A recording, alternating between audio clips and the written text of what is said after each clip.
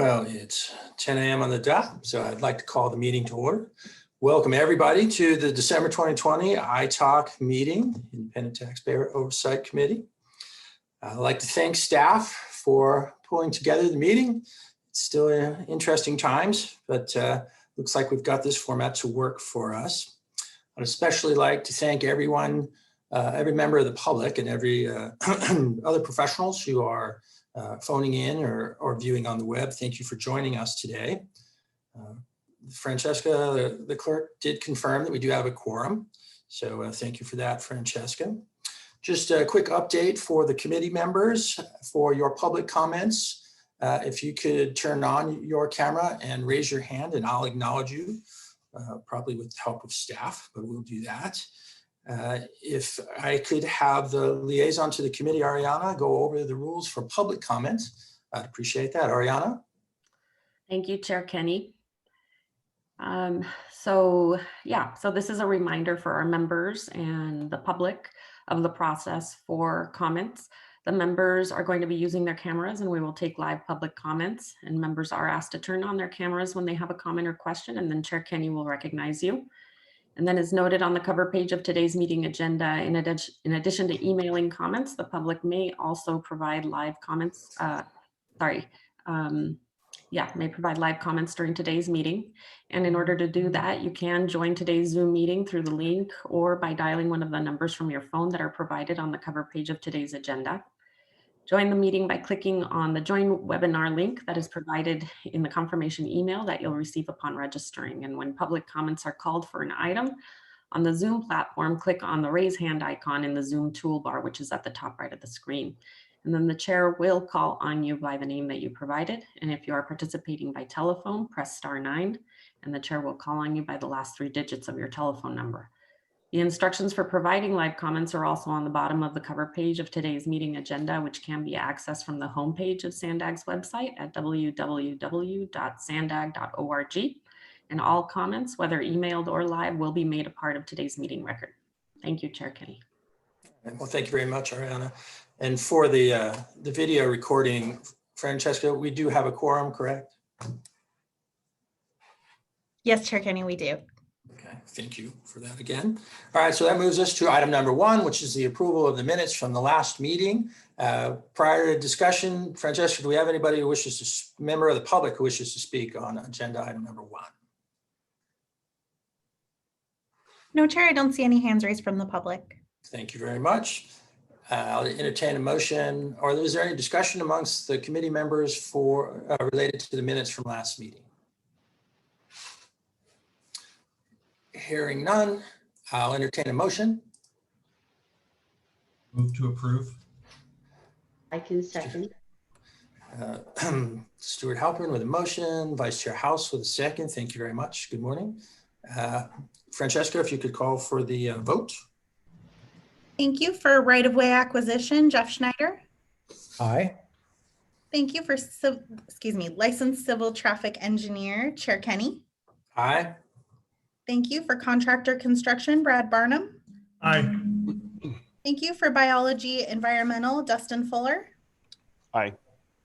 For finance and budgeting, Stuart Halpern. Aye. Thank you for licensed engineer, Les Hopper. Aye. Thank you. And for CEO private sector, Vice Chair House. Aye. Thank you very much. And that passes unanimously. Well, thank you all. That moves us to the second item on the agenda. This is public comments for any comments that are not related to items on the agenda themselves. Francesca, do we have any members of the public who wish to speak? No, Chair, I don't see any hands raised. All right, thank you very much. That item is closed. We move on to item number 3, which is the Executive Director's Report. And I understand, I'm sorry. I'm sorry. I just have a comment on the consent agenda. We haven't gotten there yet. Sorry. Go ahead.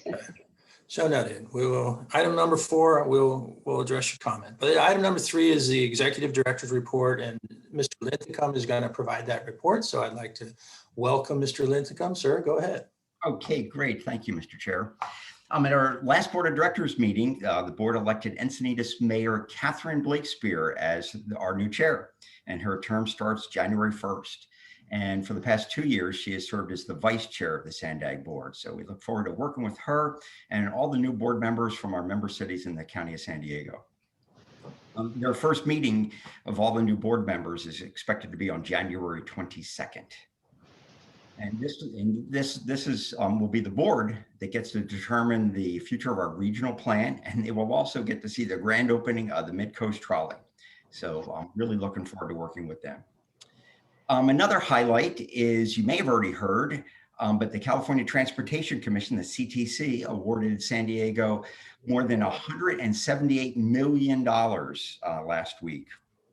That's very good news. And San Diego's going to get the bulk of that, $155 million. $7 million is going to go towards a bike project called Bike Up and Down Uptown project, which takes you down Washington Street and also into Mission Valley from that area, from Uptown into Mission Valley. We received a little over $106 million for the low sand coastal rail improvements, and part of that money will go towards stabilizing the Delmar Bluffs, and another $42.5 million to progress the Otay Mesa East new port of entry, the new international border crossing. And finally, the city of San Diego got a little less than $23 million for La Media Road down in Otay Mesa to help improve traffic around there, especially with all those warehouses and the truck crossings and things like that. Great thanks to our government relations staff, the rail and active transportation staff, the TransNet staff, for putting an incredible amount of work that goes into getting these grant applications done. It was incredible teamwork, also working with our outside partners, NCTD, the city of San Diego, and Caltrans. It's just very, very proud of the outcome, and that's quite the haul of cash heading into the holiday season. Okay, just to highlight a couple of project milestones. El Portal, if you're from North County coastal area, especially in Encinitas, we have broken ground on a new undercrossing under the railroad tracks, the NCTD railroad tracks at El Portal, and that's in Leucadia. And it's going to provide just another safe and legal crossing east-west under the railroad tracks for peds and bikes. So right now there's one at the Santa Fe crossing that was built by Sandag about 10 years ago. And so this will add a second one, and hopefully there'll be future ones coming down the road also. I mentioned the Delmar Bluffs, and construction crews are wrapping up work on what we call Delmar Bluffs 4. And so that's almost done. And then we hope to, and that in fact, we'll be wrapping up in the next week or so. And then with this new money, we hope to get started and continue the design and get started on the construction of what we're calling Delmar Bluffs 5 and 6 in the near future. Another significant project is what I mentioned, the State Route 11 and the Otay Mesa East, the new Otay Mesa East port of entry. It continues to make great progress with what are very obviously important binational strides, working with Mexico and also with our own federal government and the Mexican federal government on all the agreements and everything that needs to be decided in the process of building an international border crossing. And we began the construction of the southbound 125, right, the toll road, the southbound 125 connector to the westbound 905. We recently began construction, and later on this month, we're going to have a virtual groundbreaking celebration along with Caltrans, the city of San Diego, and the city of Chula Vista. And then another priority project update is our regional plan, the RTP. Continue to present that vision for the 2021 regional plan to the community, to stakeholders, and to partners, and we're going to gather all that feedback and improve the plan based on that feedback before we bring it back to our board again. And our focus is also on state agencies, because we're working with those key agencies like the California Public Utilities Commission, the Air Resources Board, the Coastal Commission, and others, work towards aligning their mandates with enhancements in our transportation plans. And, if Hassan were here, he would tell you that he's gotten so much feedback from a dozen or so presentation that we've done. And we've gotten wonderful feedback at the state level, and also from other regulatory agencies and other project partners. At the same time, staff is doing a lot of technical work that's required by CEQA. The CEQA analysis, and we're continue doing initial modeling work to make sure we meet all of our goals, including a robust look at social equity, greenhouse gas emissions, and vehicle miles traveled, VMT reduction. And we anticipate going to the board early next year with more information about turning the vision into a plan. And that's what it's all about, right? We've all talked about the vision for a couple of years. Now in the process of being turned into a plan. I mentioned Mid-Coast Trolley. The project continues on time and on budget, the largest transportation project this region has ever built. And we have next week, we have another one of our quarterly meetings with UC San Diego, MTS, and Caltrans at a very high executive level, just to keep everything on track. And that is one of the keys to a linear project like this that cuts across all those jurisdictions. And really, it really cuts a wide swath through everyone's land like that. And so it's important we get all the partners at an exec level on the same page, because that filters down to the staff level and it just keeps this partnership going.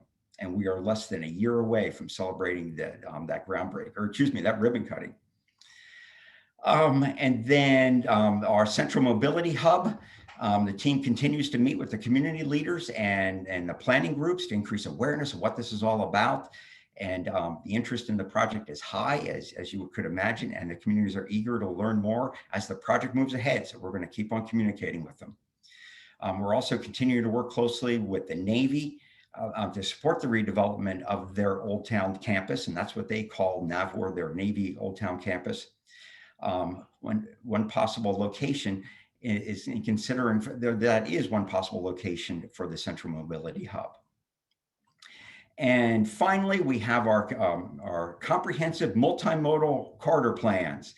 You may have heard of those referred to as CMCPs, and they will inform many of the projects in the regional plan. They're now underway for 5 corridors in a joint effort with Caltrans. So Caltrans and Sandag have a number of these CMCPs underway, and these are documents that are needed in order to compete for state money through Senate Bill 1, SB 1 funds.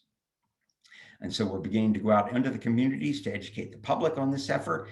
And the Transportation Committee has heard about 2 of these corridors already, the CMCPs, and we'll hear about a 3rd come this Friday. And you can always find out more information about the corridors on our webpage at sandag.org/CMCP. So that concludes my report. Unless you have any questions for me, I will turn it back to you. Thank you, Mr. Chair. Well, Mr. Lincecum, thank you very much. Sounds like a lot of holiday cheer in that presentation. Yes. Good news on the funding front there. Francesca, do we have any members of the public who'd like to speak on this? No, Chair, I don't see any hands raised from the public.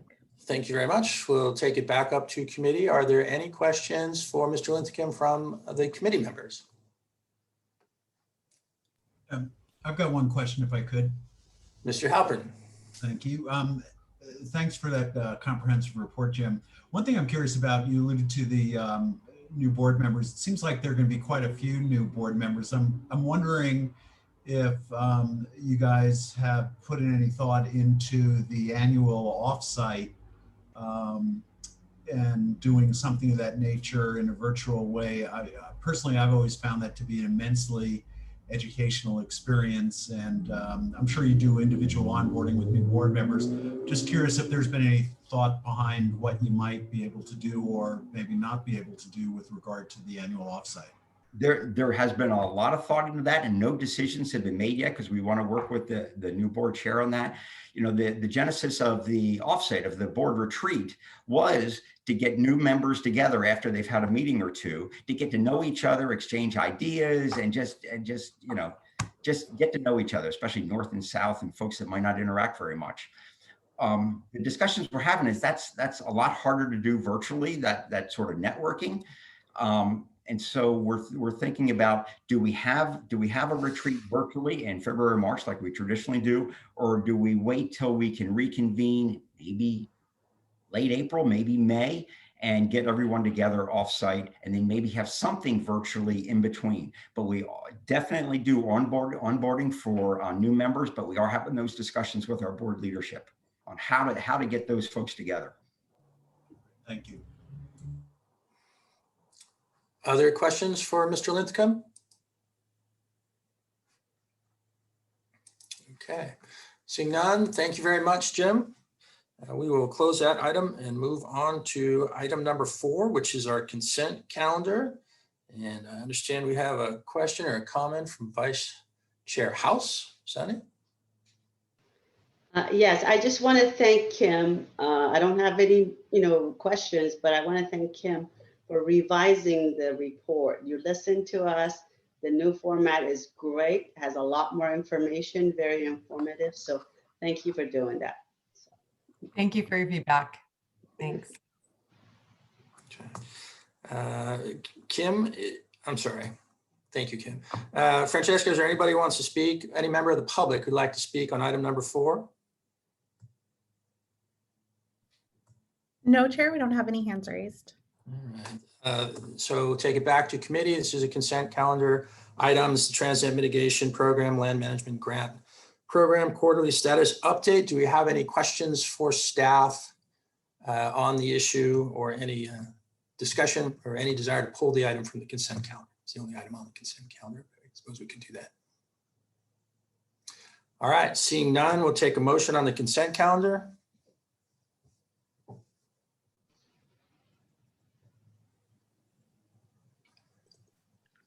Chair Kenny, that's an information item. That's what I was wondering. Okay, so no action required. Thank you for that help. We'll, as an information item, we'll receive and file that, and thank staff for their efforts on that item. And with that, we'll go ahead and move on to our report section, which the first item there is item number 5, actions by the Transportation Committee and Board of Directors on TransNet related agenda items. And there's a short presentation by Mr. Needham. So Ariana. Yes, thank you, Chair. So your last meeting was November 4th, and the Transportation Committee met on November 13th. They heard about the TransNet short-term funding needs that are similar to the TransNet update presentation that you received at your October meeting. The Transportation Committee also received a TIFIA credit assistance presentation, which is on your agenda for today's meeting. And then the board also heard both of these presentations at its November 20th meeting as well. And at that meeting, the board also accepted and proposed the proposed action plan responsive to the salaries and compensation performance and compliance audit performed by the Office of the Independent Performance Auditor. And they reconsidered its prior decision to pursue further legal review of the subject matter of the audit. And then also, as mentioned previously, at last Friday's meeting, the board conducted an election for the SANDAG board chair position, and they elected current SANDAG board vice chair and mayor of the city of Encinitas, Catherine Blakespear. And the SANDAG board vice chair election will be held on January 22nd to allow incoming board members to participate in the selection of SANDAG leadership. That concludes your updates for this item. Thank you, Mr. Needham. Are there any members of the public who would like to speak on this issue, Francesca? No, Chair, we have no hands raised. Thank you very much. We'll take it back to committee. Are there any questions for Ariana from the committee members? Scroll through. All right, seeing none. As this is also an information item, we'll thank staff for their efforts and receive and file that information, and move on to agenda item number 6, which is the draft 2021 Regional Transportation Improvement Program, including the draft air quality conformity determination. And I understand Mr. Radcliffe has a presentation for us. So Mr. Radcliffe, welcome. Thank you, Chair. And good morning, members of the iTalk. I'm here today with item 6, which is the draft 2021 Regional Transportation Improvement Program, or RTIP. Okay, so SANDAG, serving as the region's Metropolitan Planning Organization, or MPO, is required by state and federal laws to develop and adopt a Regional Transportation Improvement Program, or RTIP. The RTIP is a multi-year program of proposed major transportation projects that includes the TransNet program of projects. For your convenience and to reduce the number of pages in today's agenda, a link to the draft 2021 RTIP project list has been provided on the agenda webpage. The tables illustrate the source and amount of each fund type, as well as the year and phase for which the funding is planned. Attachment 1 provides a summary of the projects included in the draft 2021 RTIP, organized by category to show how the region is investing available funds for the next 5 years. This table has been organized by corridor to align with our regional vision, and investments are shown by source of funds, by federal, state, TransNet, or local. As these include the funds programmed in this 5-year RTIP, as well as in prior years, we've added a column to indicate how much is included in just the 5 prospective years. This attachment includes all projects programmed in the 2021 RTIP, not just the TransNet projects. Policymakers have been interested in the split of investments by mode. Attachment 1 also provides 2 charts, one for the total RTIP including prior years and one for the FY 2021 to FY 2025 period that illustrate how funds are being invested per transportation mode, including highway, multimodal, transit, bike, pedestrian, and maintenance. Attachment 2 summarizes how local agencies are leveraging TransNet local street improvement funds. In response to questions raised about Attachment 2 for the prior formal amendment, we'll be tracking the balance and percentage of LSI funds not programmed by amendment in an attempt to identify trends. With each formal amendment, we will evaluate if any agency has an ongoing trend that ITALC should be aware of and bring that information to the ITALC. I'm happy to share my screen if anyone would like to see an example of our proposed attachment following my report. Attachment 3 summarizes the eligibility requirements for projects to use TransNet funding. Staff has reviewed the projects contained in the draft 2021 RTIP, and all projects are eligible. The ITALC is asked to review the draft 2021 RTIP, focusing their review on the TransNet program of projects, including compliance with the ordinance and requirements of SANDAG Board Policy Number 31. Any significant comments will be brought to the Transportation Committee. Pending Transportation Committee recommendation, the Board of Directors will be asked to accept the draft 2021 RTIP for distribution for public review and comment at its meeting on December 18, 2020. A public hearing will be held at the February 5th, 2021 Transportation Committee meeting to receive public testimony on the draft 2021 RTIP. The final 2021 RTIP will be due to the state by March 1st of 2021. That concludes my report, and I'm happy to answer any questions.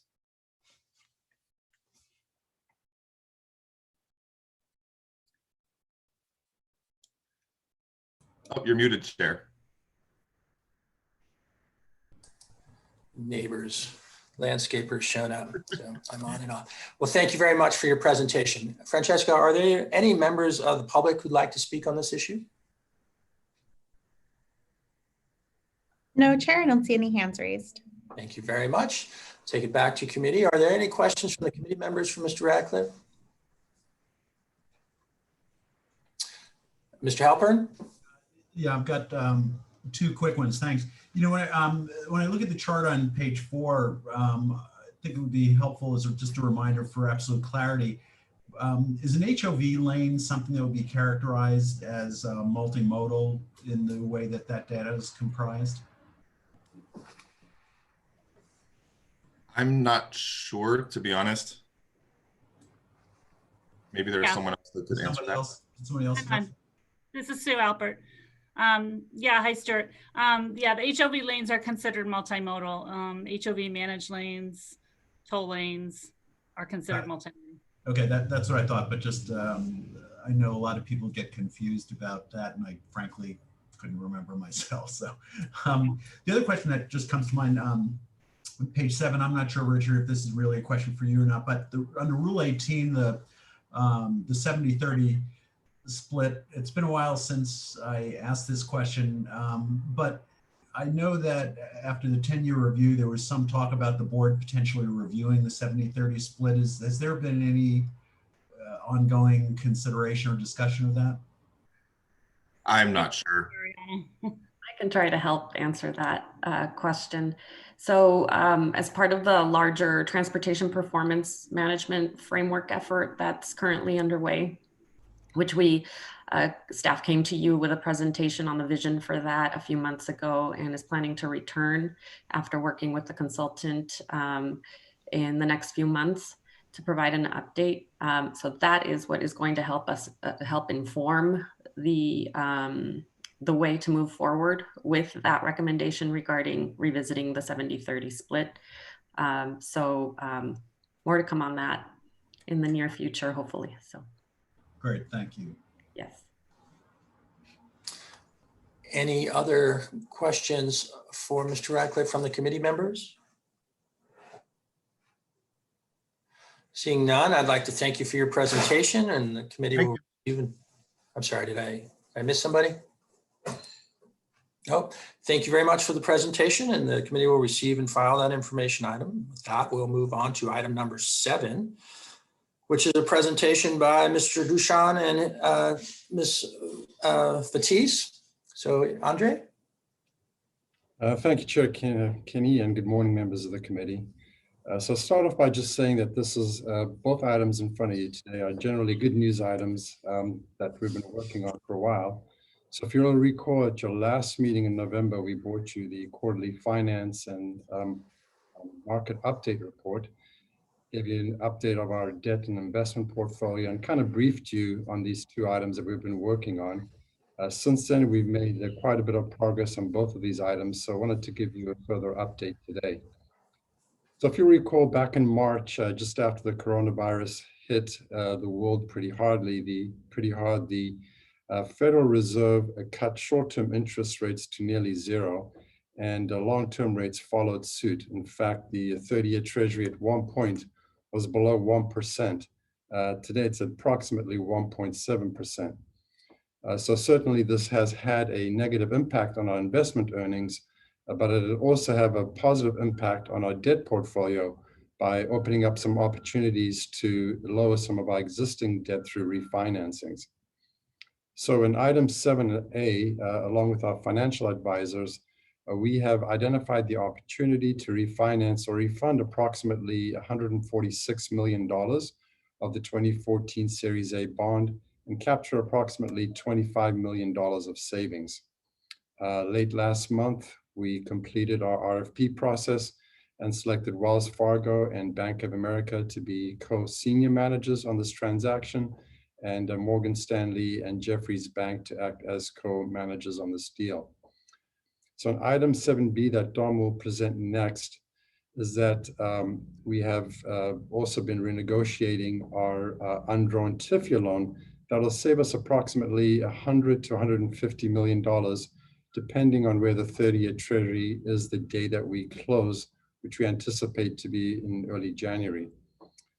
So with the savings from these refinancings, we are going to take advantage of the low rates and issue approximately $85 million in new money for our Major Corridors program. And the impact will be neutral on our debt service. In other words, we can almost say that this money will be for free, as the debt service will not increase.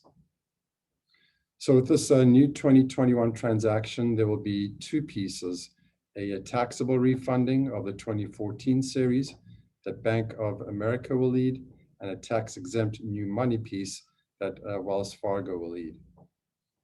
We just had our kickoff meeting with our finance team last week, including PFM, the bankers I just mentioned, along with ORIC, who will serve as our bond counsel, and Norton Rose Fulbright, that will serve as our disclosure counsel.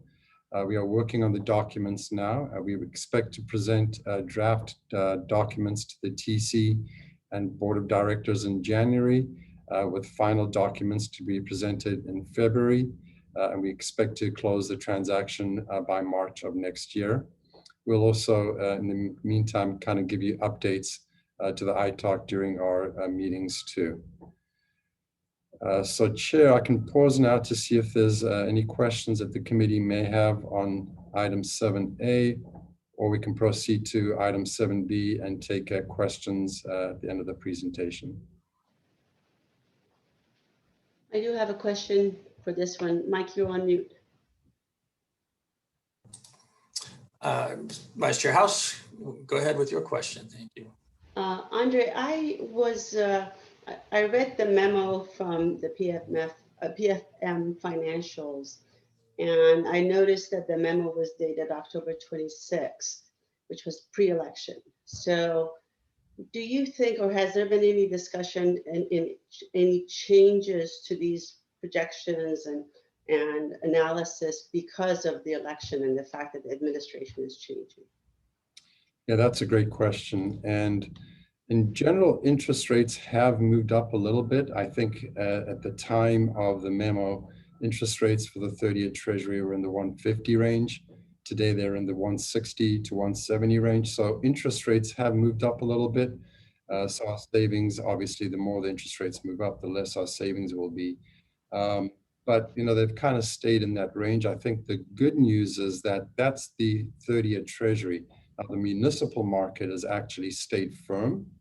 And so what we expect to get in our advance refunding is about the same. It's just the TIF-year loan, which is more tied to the Treasury, that's moved up a little bit. So that will affect our rate. Now, as I mentioned, we don't expect to close the loan until early January.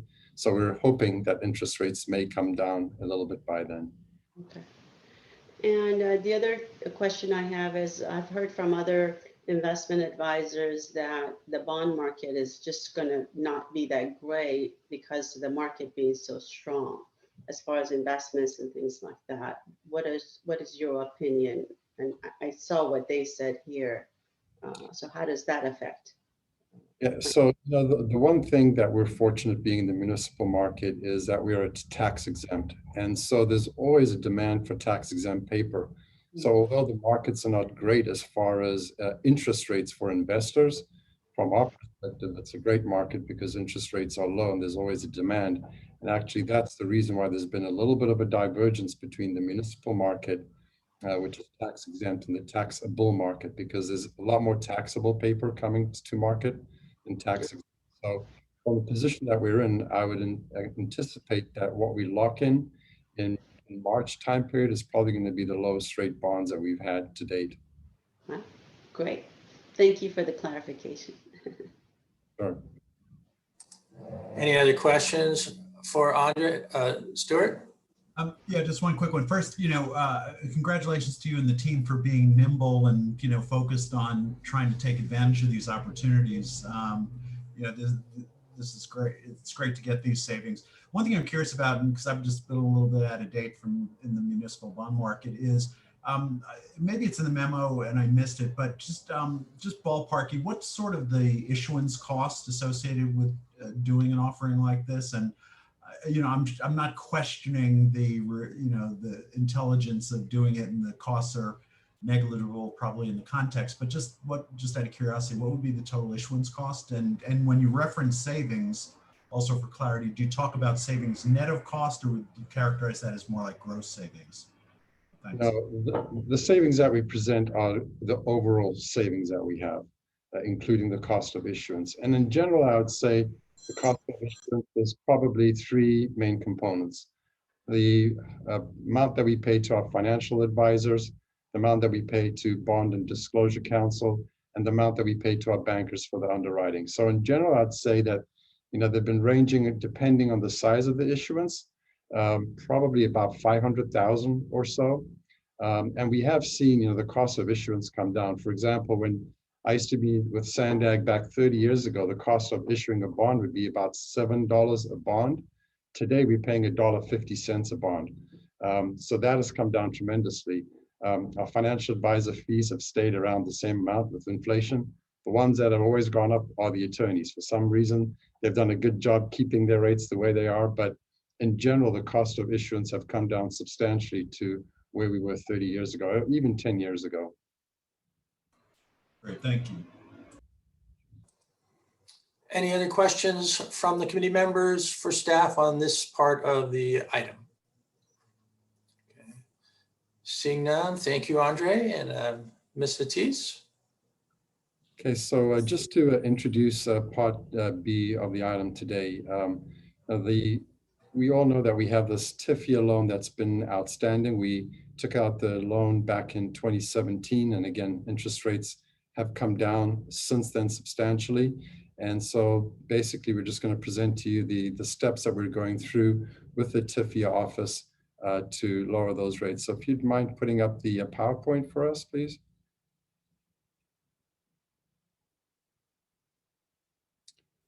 Thank you. So the next slide. So again, when we, besides the finance team here at SANDAG that's been working on this effort, we've also been working with the PFM, our financial advisors, and Victor Hsu, the partner with Norton Rose Fulbright, has been our outside counsel on this transaction. So next slide. So in today's presentation, we're just going to go over 4 items. Why we are replacing the loan, fairly simple, get to lower interest rates, the description of the main components of the loan, the costs and the credit considerations, and then the next steps and with our anticipation close of early January. So with that, I'll just turn it over to Dawn, who kind of go through these items for you. Thank you, Andre. Next slide, please, Kendall. All right. So as Andre mentioned, we secured the original TIFIA loan way back in June 2017. And at the time it was executed, we thought 2.72% was a very good low interest rate, which it was for the year. But as he also mentioned, the rate is determined when a TIFIA loan closes. So it will be set at a rate of the 30-year Treasury plus 1 basis point at the time of closing. And as you can see, just in general with the market update, rates have come down significantly. So we're replacing the loan essentially, as Andre mentioned, to save over $100 million is what we're estimating by refinancing. Previously, the Build America Bureau would not have considered something like this, a replacement of an executed loan. But since COVID-19, they have adapted some of their practices to provide for this streamlined process to replace existing loans that haven't drawn down their funds. We began working with our financial advisor in the Build America Bureau in the summer to look at our options. And back in September, we submitted a letter of interest to initiate the process. ITALC is being presented with this item subsequent to board approval of the refinancing strategy. And this is because the refinancing was accelerated by the Build America Bureau to meet today's meeting on the Council on Credit and Finance, commonly referred to as the Credit Council. There has not been a Credit Council meeting set for January. So with the change in administration, there's some risk of delay if we don't act quickly to try and secure approval this month. Additionally, as Andre also mentioned, the 30-year Treasury rate has been ticking upward a little bit in recent months. Since late February, though, it still has been below 2%. So we are just doing all of our due diligence to try and secure a new loan while the rates are low. We do appreciate that the ITALC scheduled today's meeting so we could address this particular item. And so moving on to some of the additional details, we'll go to slide 5. So the loan terms are expected to remain consistent with the original loan with the exception of the interest rate. And so just kind of reviewing some of the loan terms, the loan includes a single drawdown of the funds. There is a provision for a 5-year deferred repayment. So once we draw the loan, we will not begin repaying the loan for 5 years. This loan is not structured as our typical senior lien debt is structured. This has increasing debt service over time rather than our flat and level debt service.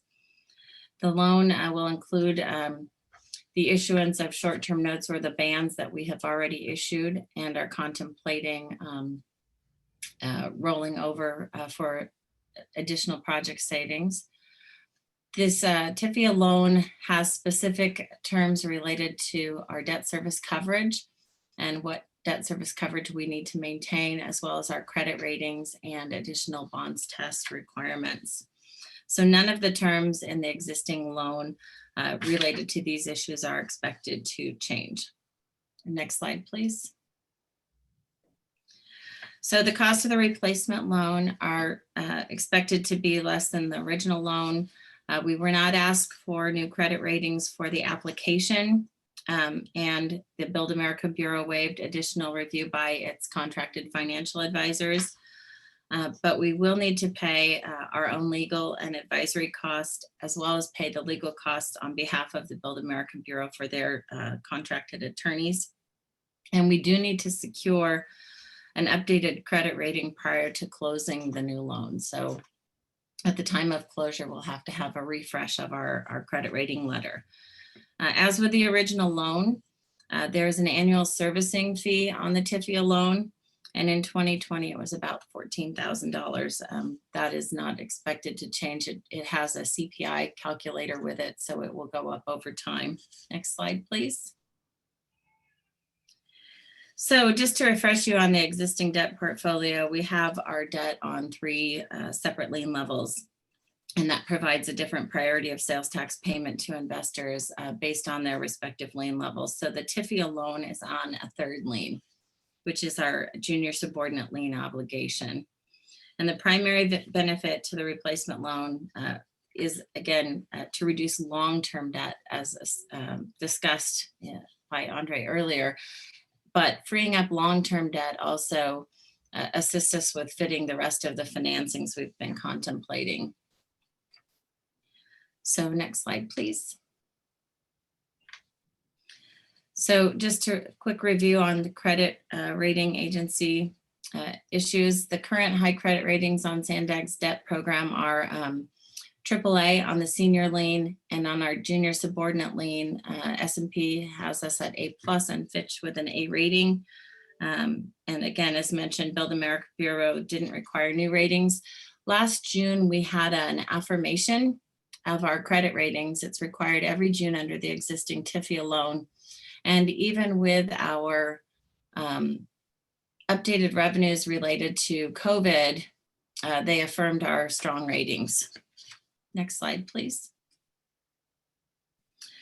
So the report before you also includes a memo from the financial advisor. It provides additional information and discusses the loan structure and considerations. Next slide. In terms of next steps, again, early December loan approval, we are expecting to hear later today or early tomorrow from Build America Bureau the results of the Credit Council meeting and anticipate approval today. They have set a target date of January 14th at the latest for loan execution. And now I will pass it back to Andre to wrap up.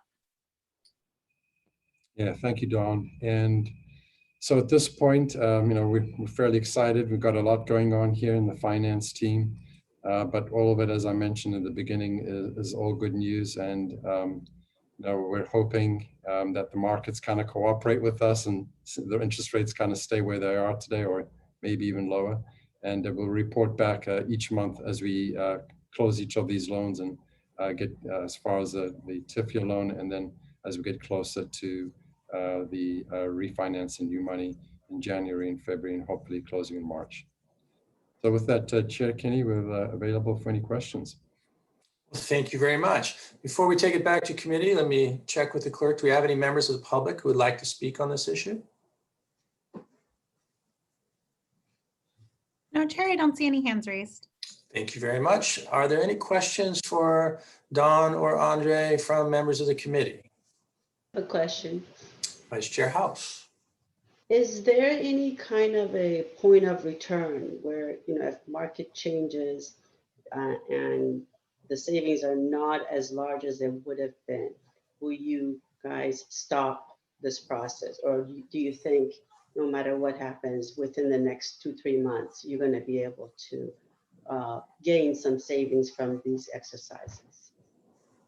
Yeah, so that's a great question. I think in general, the TIFIA one is easy. I mean, unless rates go above 2.72%, then we would stop it. But at this point, we can't imagine that would happen. I think what we do for the 2014 series, there's a number of bonds that we have outstanding, and we take a look at each one of those and see there's a certain parameter and threshold that we And so if rates do move up a little bit higher, there may be some that don't become as viable for refinancing. But in general, our debt policy says that we have to have at least a 3% present value savings to refinance a bond. And Okay. refinancing about a 50% level. So interest rates would really have to tick up pretty significantly for us not to do the issuance. Okay. Maybe some that fall out of the parameters, but you know, the Federal Reserve has basically said that they're going to keep interest rates flat for the next 2 years, at least short term, and generally the long-term rates follow short-term rates. So we don't expect too much of an increase. Okay. Thank you, Andrew. Any other questions from the committee members for staff? Okay, I'm starting to get a drawdown on my bandwidth, so I might have to log in and log back out. I hope that doesn't occur. But thank you very much for your presentation, both Andre and Don. Having no more comments from the committee members, this is an information item. We'll receive and file a report, and thank you very much. And move on to item number 8, which is Fixing America's Surface Transportation Act, Performance Management Safety Targets. And that'll be a presentation by Mr. Sanford. Mr. Sanford? Thank you, Mr. Chair, and good morning, everyone. So the staff report for this information item begins on page 42 of your agenda packet. The 2018 TransNet Triennial Performance Audit included recommendations related to safety, performance measures, and a comprehensive performance framework. The 2021 audit also includes a task focused on safety data. This item provides information related to these recommendations, but is distinct from the performance framework project that is underway. More information on the framework is expected in early 2021. This item covers several areas of the federal performance management requirements included in Fixing America's Surface Transportation Act. This performance structure includes performance measures, targets, schedules, and observed data that apply nationwide to state departments of transportation and metropolitan planning organizations like SANDAG. This structure is very useful as a high-level overview of outcomes, but does not function for project-level analysis. The structure uses observed data, and with one minor exception, does not look at project funding types. Data for this performance structure includes TransNet funded projects, but cannot review them separately. So to implement the Fixing America's Surface Transportation Act, or FAST Act requirements, 2 divisions or 2 agencies within USD Department of Transportation produced planning rules for metropolitan planning organizations and state DOTs for setting targets. Federal Highway Administration set rules for safety, infrastructure condition, and then a combined measure with system performance, freight, and a funding program called Congestion Mitigation and Air Quality. The Transit Administration, or Federal Transit Administration, FTA, developed 2 rules on asset management for transit and also safety for public transportation.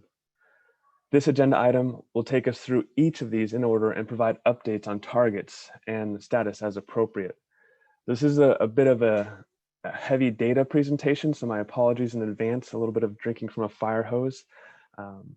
I'll get through it and then I'll be happy to answer any questions at the end. This item started as just a safety information to provide safety to the ITOC, but it was found that it's very timely to bring information on all these federal performance measure areas to this group. Next slide, please. So Federal Highway Administration's, the first rule they produced was related to safety. This is safety on all public roads, regardless of ownership or maintenance responsibility. And there are 5 measures. They are the number and the rate of fatalities. For rate, we're required to use 100 million vehicle miles traveled, the number and rate of serious injuries, and then the 5th measure is combined fatalities and serious injuries for non-motorized users. That includes pedestrians and cyclists. Targets for each of these measures are set annually for the following calendar year. Next slide, please. The target setting process starts with Caltrans setting statewide targets.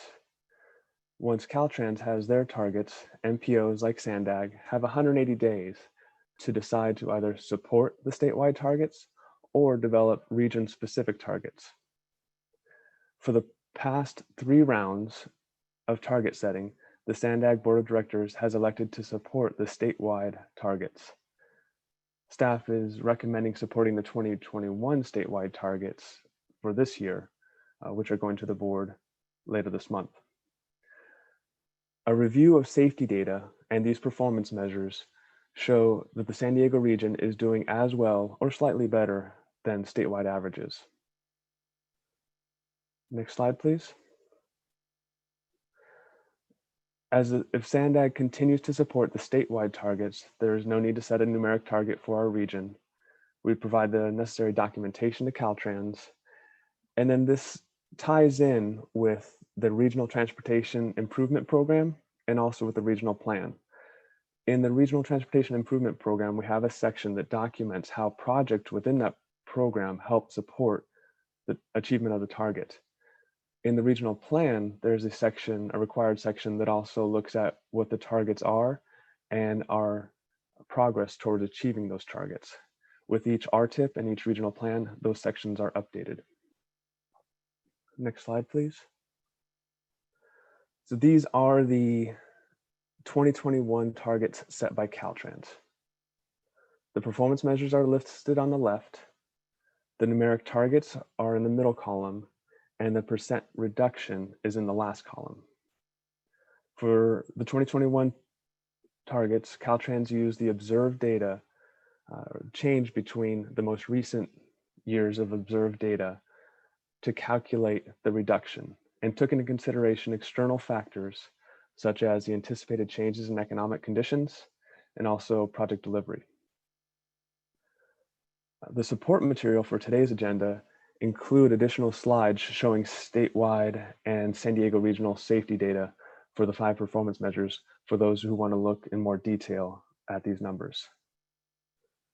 Next slide, please. With safety data, there is roughly a 2-year delay between when a crash occurs and when it is available in the crash databases. So in 2020, the observed crash data from 2018 has become final and available for review. 2018 was the first year of target setting for this rule. So with the final data and the targets, Federal Highway Administration was able to review significant progress determination, which is defined as meeting or exceeding targets or prior year values in 4 out of the 5 targets. California did not meet this criteria with fatality rate, serious injury rate, and number of serious injuries. So as a result, Caltrans has taken on the additional responsibility of developing an implementation plan for the Highway Safety Improvement Program, a major safety funding source. This plan will review how the Highway Safety Improvement Program funds are allocated. Next slide, please. So next steps for this particular rule and performance measures is going to the last Policy Advisory Committee on the schedule is the Transportation Committee at the end of this week, followed by the board in the middle of December, and then pending action will provide the documentation to Caltrans by February, and as I mentioned before, add necessary documentation into the Regional Transportation Improvement Program and also into the regional plan as far as achievement to targets. Next slide, please. The second rule that came from Federal Highway Administration was on infrastructure condition. This rule uses a 4-year reporting cycle. The first cycle began in 2018, making 2020 the middle of the performance period and an optimal time to review progress. Sandag supported the statewide targets for the measures in this rule. PM2 has 4 performance measures related to pavement and 2 on bridge conditions. On pavement, we look at interstate pavement in good and poor condition and non-interstate national highway system pavement in good and poor condition. And for bridges, we look at the National Highway System bridges by deck area in good and poor condition. So the next slide actually has a map of the National Highway System for the San Diego region and gives us a better picture of what is included in that. Next slide, please. So the National Highway System it's really a small subset of the transportation network in our region. It includes interstates and state highways and select major and arterial roadways. So on this map, we can see everything that's in blue, the interstates, red, and then brown shades is what's included in the National Highway System and included in those performance measures. Next slide, please. So this slide highlights the change in conditions for non-interstate National Highway System infrastructure. Caltrans maintains the interstate facilities, which is managed by a 10-year asset management plan. The non-interstate National Highway System pavement is included in the top table. The first line of data is the statewide data, followed by the San Diego data below that. The San Diego region is a small portion of the statewide non-interstate NHS. It's less than 3%, 2.8% on this. The statewide conditions for this pavement is improving. For the San Diego region, they're currently trending negatively. Looking at the bottom table, we have the non-interstate NHS bridge conditions. The San Diego region accounts for less than 1% of these facilities. The statewide conditions are trending negatively, as noted in the red font, and the conditions for the San Diego region are mixed. One of them is trending negatively, one of them is trending positively. Now, these trends are expected to improve as updates to programming take time, quite a bit of time, to reflect the new performance areas that were introduced in 2018. Next slide, please. The third performance measure rule produced by Federal Highway Administration, or PM3, focused on system performance, freight, and then the funding category of congestion mitigation and air quality, or CMAQ for short. This again has a 4-year reporting cycle, starting in 2018, concluding in 2022, and then it will repeat. And SANDAG supported the statewide targets for all the PM3 measures. Next slide, please. This performance area has 6 performance measures. The first 2 are on system reliability, one on the interstate and the other on the non-interstate National Highway System. The third measure is on freight reliability. And then the last 3 are the CMAQ measures. The first one being on excessive delay, the second one on non-single occupancy vehicle travel, and then the last one on emission reductions. Next slide, please. So for system performance and reliability, we have this slide that shows observed data for the first 2 measures on reliability. On interstate on the top chart and non-interstate NHS on the bottom chart. The data is summarized by month and covers calendar years 2017 through 2019. Green bars indicate monthly performance at or better than the target value. Interstate reliability, the top chart, is performing relatively well compared to the non-interstate or the non-interstate National Highway System reliability on the bottom chart. Next slide, please. Truck travel time reliability, it actually is an index, meaning essentially 1 would be perfect. There'd be no change between free flow and delay on a system. It's currently underperforming the target of 1.67. That's the statewide target, but these are the data for our region and how it's doing. Next slide, please.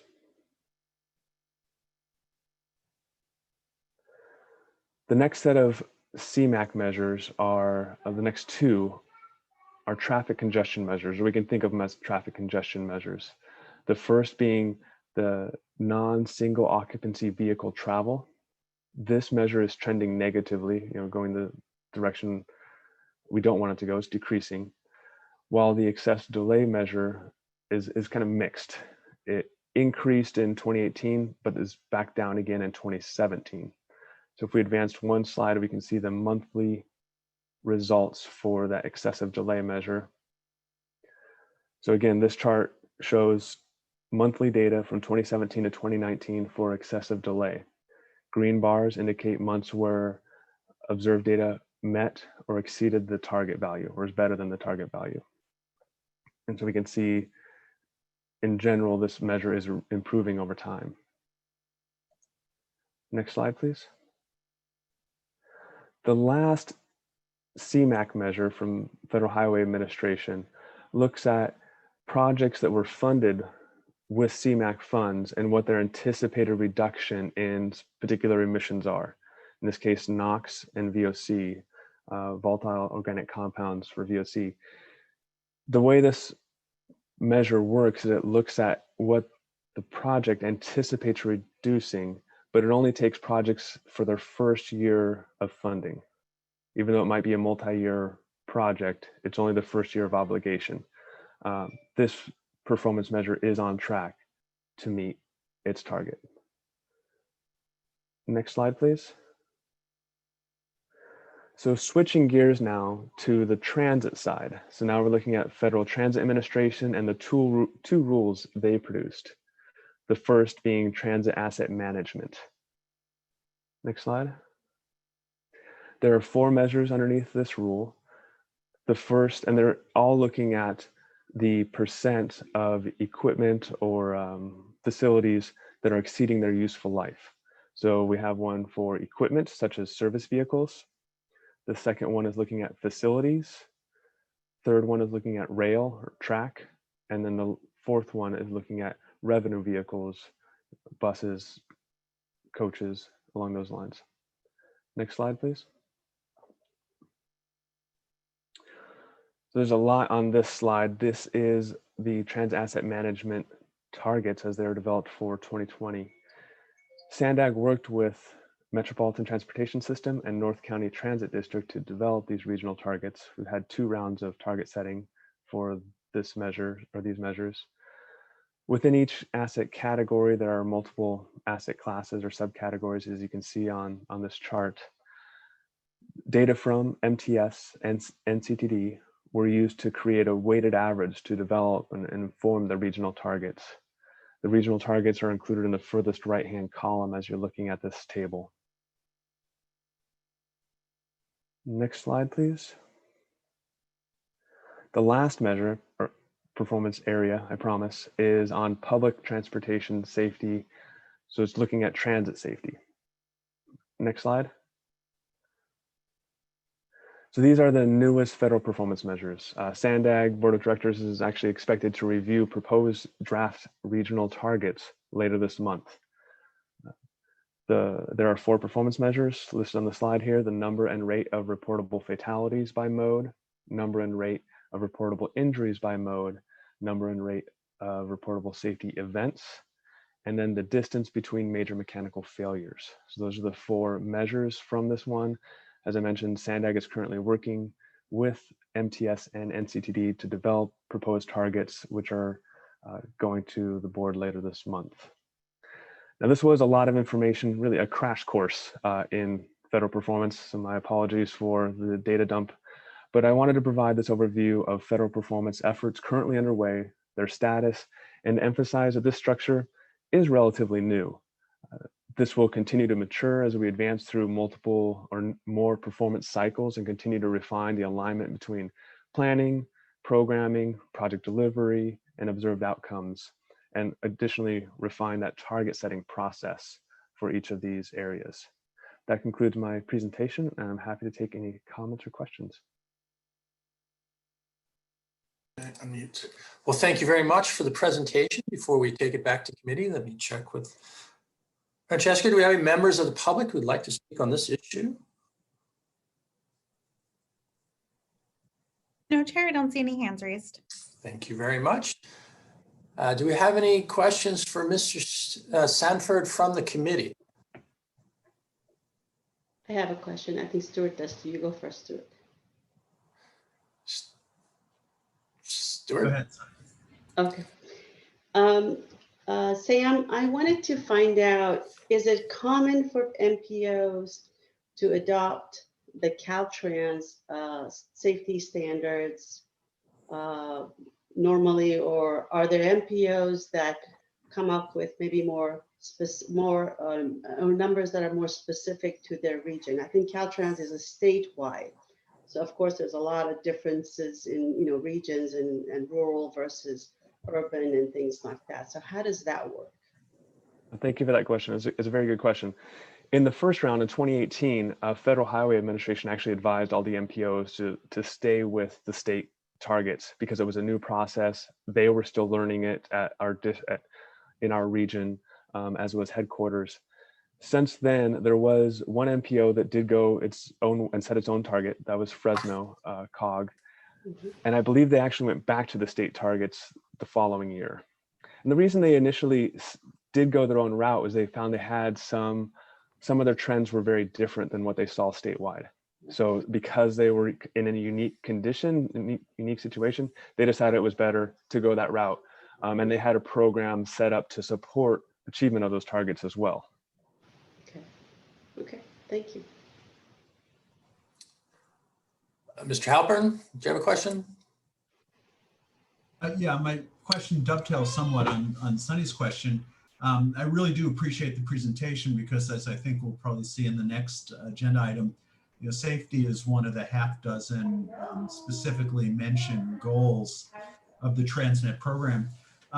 The one thing I'm just curious about, and I know it transcends this particular presentation, but if you could, or somebody else could speak to, with regard to these safety targets, particularly relating to automobile fatalities and things of that nature, I think it's great to have the targets, but is there generally accepted in the industry methodologies as to how you actually go about reducing automobile fatalities, serious injury, et cetera? Most of the other areas I kind of see where there are techniques or programmatic things that can be done, but are there generally accepted notions of how one actually does reduce automobile fatalities and serious crashes? The short answer is yes, definitely. It is an evolving field. It is a very large field within transportation planning and engineering.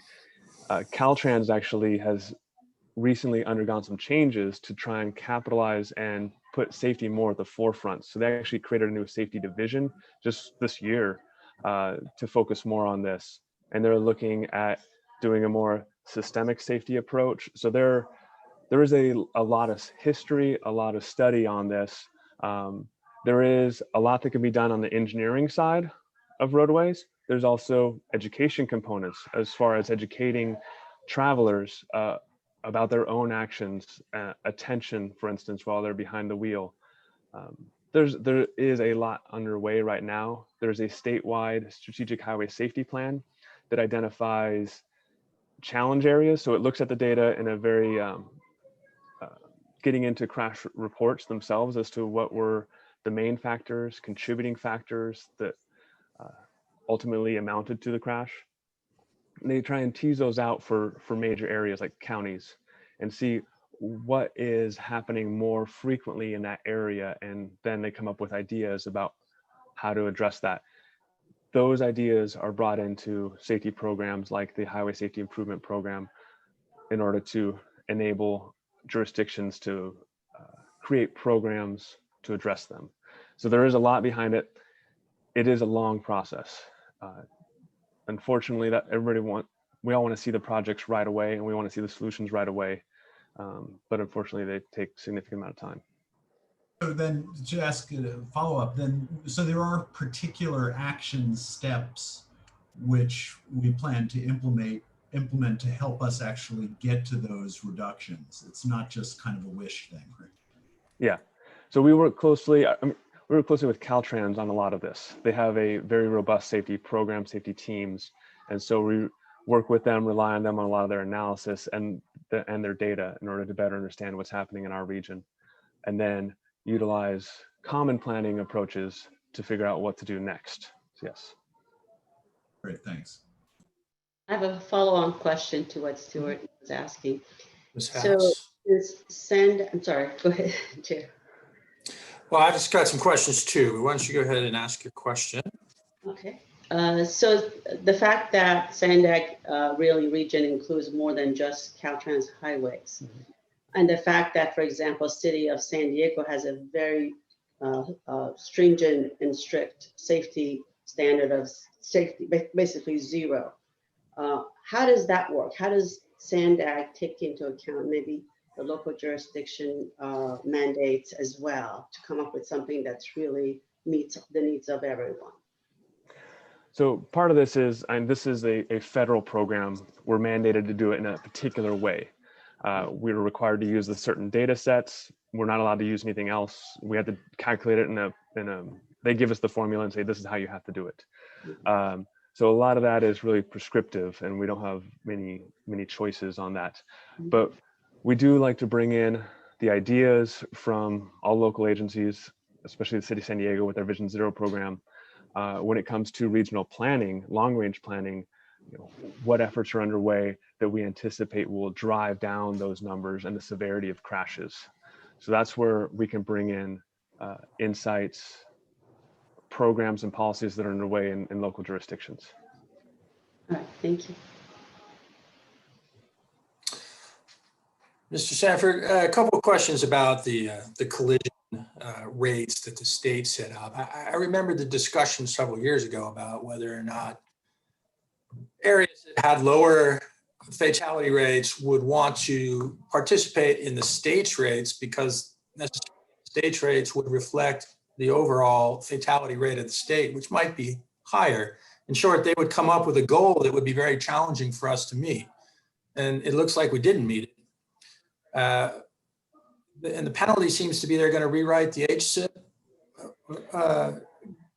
programs to kind of work with fatality reduction goals. Is that true? So the implementation plan that they have for the Highway Safety Improvement Program is a one-year planning document to kind of review how they are allocating those dollars. Now, whether or not they will actually change their process, that remains to be seen, but that is something that is underway. And that's part of the requirement for not having shown significant progress in that performance measure area. That answer your question? Add money? Yeah, that's good. Are the feds going to add money to HSIP or is this going to be affecting the existing HSIP funded programs? There is no carrot associated with this one, just the stick of the additional planning document that is required. Gotcha. So the data set you shared with us was 2018. So we should be seeing additional data sets coming forward. How are we going to do on those? What's the thought? Are we going to, or was 2018 a dip and we're coming up, or are we going to miss the next few sets of goals as well? Now, this is going to be interesting to see how this plays out, especially for 2020. It might be very different. Target setting is the one area where there is flexibility in how the targets are set. So as I was mentioning earlier, a lot of this is prescriptive and we don't have a choice of how to do it. Target setting is the one area where there is some options. And Caltrans convenes meetings with all the Mpos and discusses their approach, and we weigh in on our thoughts on what's good and the strengths and weaknesses of those approaches. Those approaches have changed. With this is our fourth round of setting targets. They haven't always been the exact same approach. This one is using a trend-based approach from the most recent observed data. Other times they had more aspirational targets, that they wanted to achieve, but they didn't necessarily have the projects underway that were anticipated to meet those new targets. Caltrans is now looking at changing future target setting to really get at, these are the projects that we have programmed and we expect them to reduce fatalities and serious injuries by this much. That will be our target. That's where Caltrans wants to go. That's where Federal Highway Administration is really asking the state DOTs to go, and also Mpos to start looking at that approach as well. Gotcha. Thank you for that. And I have to say the 2 years in reporting for traffic accidents, and we're going to hear financial reports for the last today. We're going to talk about traffic volumes that we collected last week, but it takes 2 years to get accident data. I get that it takes a policeman a long time to write out a report, particularly when it has to do with a fatality. That can take months to produce that report. And then it's got to go into the SWITR system, the statewide system, before it can be distributed to analysts for review. But it's 2 years for data collection in 2020. It sounds strange. Yeah, and I should So clarify there, if I may, that is for the final data. There is provisional data that's available earlier, but those numbers are subject to change, and they do change quite often, as Sure. some agencies are maybe a little backlogged in reporting, or there might have been, unfortunately, an incident that there is a victim that succumbs to their injuries later on, and then that Much later, report has sure. to be updated. Okay. The one thing that jumped out at me was our pavement condition number. That was much different than the state's. Is that going to change for the better in the near future? I think it will change with future cycles. I don't anticipate it changing with this particular cycle. Getting the planning done and then all the engineering and the programming takes several years. And this Sure. just kicked off in 2018. I don't expect to see the pavement change by 2022. In that short time frame, we just need more cycles to develop that maturity of this program. And that's pretty much reflected along with federal highways and Caltrans, that this is going to take multiple cycles to get up and running throughout the state. Okay. And kind of the last statement / question, much of the things that public agencies do to reduce fatalities are information based. Traffic and information. We provide additional signs, better striping, enhanced traffic signals. Many fatalities are simply the result of people not paying attention to those things or being unable to pay attention to those things. It's very hard to address your fatality rate as an agency. There are things that are happening now with collision avoidance in vehicles and other things beyond just information that can prevent vehicles from colliding that are coming from private industry. Is anyone looking at how we can address our fatality rate by those things and trying to use legislation to bring those forward? Yes, on the Strategic Highway Safety Plan, that's the 4-year document that addresses challenge areas, or identifies and addresses challenge areas. There are challenge area teams that look at things like excessive driving or excessive speed, intoxication. And then that is a multidisciplinary team. So it's going to include law enforcement, highway patrol, planners, and also private sector to figure out, what can be done about this, make recommendation to a Strategic Highway Safety Plan steering committee on how best to address this, and then forward that on to the state for potential funding. So there is these challenge area teams that are very multidisciplinary that are looking at all sorts of different approaches of addressing complex issues. Gotcha. Well, thank you very much for your answers there. I believe I forgot to ask for public comment. So just take that out of order real quick. Francesca, are there people from the general public who would like to comment on this issue? No, Chair, I don't see any hands raised. All right, thank you for that. Are there any other questions or comments from the committee members? All right, seeing none, I'll thank you for your report. We'll receive and file that and move on to item number 9, which is a discussion item for our TransNet triennial performance audit. And that's a presentation by Mr. Needham. Ariana? Thank you, Chair Kenny.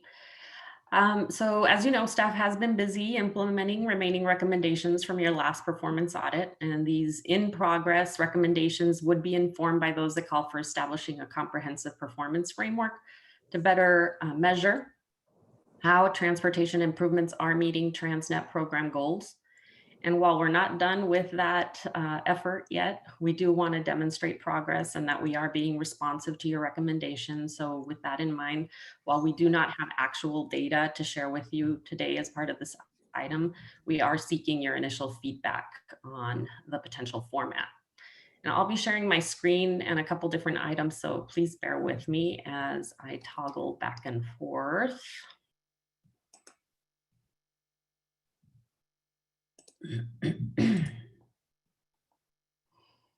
Okay, so hopefully you can see my screen now. And this is attachment 1 to your report. And you'll see a draft of an infographic as an example of what could be used to report progress on TransNet goals and compliance with ordinance provisions. On this first page, we've noted TransNet goals here, and then a space for reporting whether the agency is in compliance with these goals by fiscal year. And as part of the recommendation that calls for establishing a performance framework, staff with the help of the agency's performance consultant is looking into the costs, the tools, and the resources that would be needed to capture and report on data related to congestion, safety, local streets and roads, pavement condition, and alternative modes, for example. And we plan to come back to you in the next few months with an update on that. And as an example of what this could look like, I'm going to just go ahead and provide an example, and I'll use the goal of matching state and federal funds that we have here for purposes of today's presentation.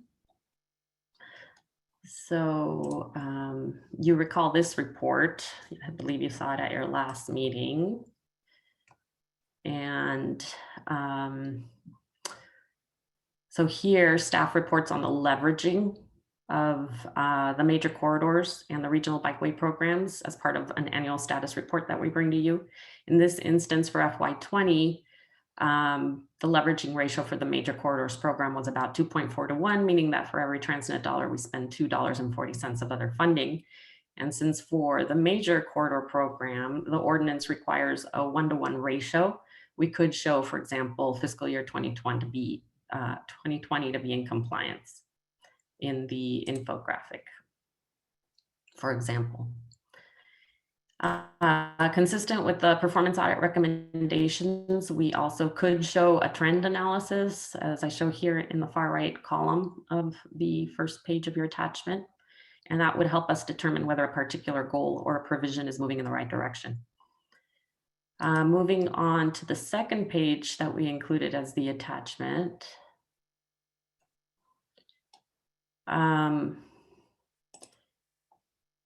We've listed ordinance provisions and also a place to report actuals by fiscal year. And we could also propose to include a trend analysis in this section. And the idea here would be similar to reporting on the goals. And for this instance, I'll just take ordinance provision number 2C1, local streets and roads allocation, as an example for today's discussion. We know that the ordinance calls for at least 70% of the revenues provided for local streets and roads purposes to be used for construction of new or expanded facilities, major rehabilitation of roadways, and capital improvements, among other congestion relief type projects. And we also know the ordinance requires that no more than 30% of these funds should be used for local street and road maintenance. And if I may share another item that you are familiar with from your last meeting. We have this, which you may recall is the local agency street and road maintenance funding analysis. So that is something that we could also use to demonstrate a compliance. So maintenance activity is tracked. To ensure that no more than 30% of the funds are cumulatively paid to local agencies. And you see this again on a quarterly basis as part of the financial reporting that we bring to you. Provision 2C1 also calls for the board acting as the San Diego County Regional Transportation Commission to review each local agency's biennial project list and make a finding of consistency with the ordinance. It also calls for the ITOC to review the project list, which you do as part of the RTIP approval process on a regular basis. And you heard that item earlier today on your agenda. So for this provision, based on your review and the board's review of the RTIP, for example, we could note compliance for the infographic for that particular fiscal year. So moving on to the third page of your attachment, looks like this. So here the idea would be to link each of these provisions that are in this. So if you were to click here, for example, it would take you to something along these lines. And that would be a brief narrative that explains where the information comes from, why it's important, and how the information is verified. So for provision 2C1, local streets and roads allocation, again, using the same example, we could summarize the ordinance requirement. We could explain how compliance provides accountability to the public, for example, and then link to either your annual fiscal audits, your performance audits, or other documents that verify and demonstrate compliance. And then in terms of reporting, this tool could be updated on some regular frequency. It could reside on the SANDAG website. It could also be included in the ITALC annual report or some other reporting that the agency does. In terms of next steps, we've heard earlier today, the transportation management framework is still being developed, and staff anticipates bringing that back to ITALC in early 2021. And then subsequently providing that for board consideration, at which point we would have a better idea of the actual data that might be included in the sample infographic to report against ordinance goals and compliance with ordinance provisions.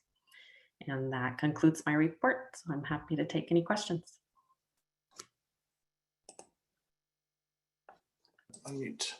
Well, thank you very much for the report. Francesca, are there any members from the public who'd like to speak on this issue? No, Chair, I don't see any hands raised. All right, thank you very much. Take it back to committee. Are there any questions for Ariana from the committee members? Mr. Chair. Mr. Barnum, welcome. This is a good program. I like it. Sunny, where did this start from? This is a great idea. This is all their ideas. This is from, I think, the consultant and SANDAG staff working together. Yeah, I wonder, it seems to be a little work intensive here on this thing. I'm just wondering if there's a spot where we could be, as a committee, determine every year or which sections we would want to focus in on. It seems like this is going to be a lot of work.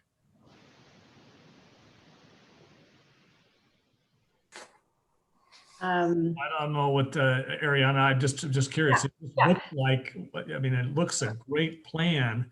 It just seems to, I wonder if we need to focus in on those areas each year. Yes. Yeah, that's a great comment. So that is something we can take a look at as we move forward, assuming that the ITALC is in support of us moving forward with something like this. And that is part also of, the overall transportation performance management framework effort, is looking at the tools and the resources and the cost involved. And then it doesn't stop there. We also have to identify the funding that would cover, those new efforts. So all things that are being discussed as we move forward and that we anticipate bringing back to you in the near future.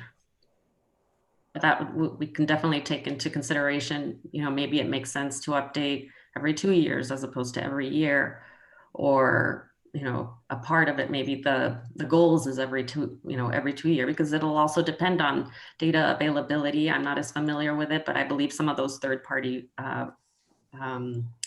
vendors, they do supply the information, perhaps not on an annual basis, but maybe every 2 years. So we'll have to take a look at all of that as well. Thank you. Any other questions or comments for Mr. Needham on this issue from committee members? Got one. Mike. Mr. Halpern? Yeah, to somewhat echo Brad's comments. First, I really think this is fabulous, and certainly a lot of thought, if not hours, but I suspect hours also went into this. I really think it's brilliantly done. So kudos to everybody involved in conceptualizing and executing this. But I share Brad's concern as to, whether, if you have some perspective about how easy, difficult man hours to maintain this, I can envision that for some of it, maybe it's easy because, for example, we have our annual financial and compliance audit, and a couple of these check boxes are things where the auditors literally will have done the work and somebody just needs to check the box. But maybe there are other things that are more staff labor intensive, and so it would be really helpful for you to think through how labor intensive it might be in its totality, and maybe there's a middle ground where you sort of just do the easy things, on a dynamic real-time basis or periodically as assessments are made. And then if there are things that really are more labor intensive, maybe some of those things get done, less frequently. But as a concept, I think this is really fabulous. And one would hope at some day that, Sandag systems, enterprise-wide systems would make all of this not a major labor intensive project, but we have to be realistic. So my bottom line is, just great, applause to the team in putting this together, and thanks for the effort. But I agree with Brad that we should just try to be a little judicious in terms of the investment required to maintain it.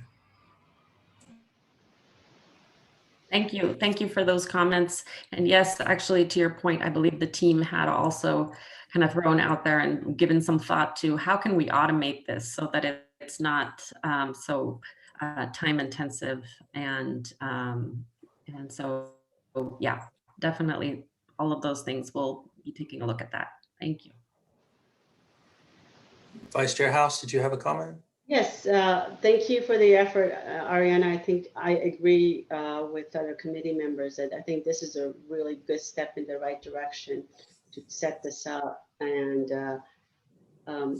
I'm just curious, I think we'll have to come up with some, I guess, ideas as far as what is compliance?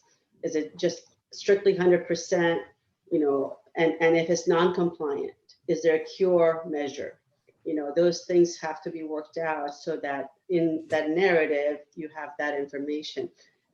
Since we did not meet as a subcommittee for the 2018 triennial audit in December, I think these are topics that the subcommittee can address as we work through all of this and come up with the middle ground like Brad and Stuart suggested. But I think I see this as a really good way of utilizing the subcommittee to help come up with some recommendations to ITALC as a whole. So, yes, absolutely. Thank you. As this is a discussion item, there is an opportunity for a motion here. Is there any interest in crafting a motion in support of this or in support of the process that is here from the committee? I don't know if we need a motion. I think we need some more work with the subcommittee, but it's up to you. All right. Well, Ariana, was there an interest from staff in obtaining a motion? I'm rereading the synopsis and it doesn't begin with recommend or approve or. No, Chair Kenny, I think we just wanted to get your initial feedback, so no need for a motion at this point. We hear your comments and we will follow up with the subcommittee to further discuss. So we have what we need. Thank you so much.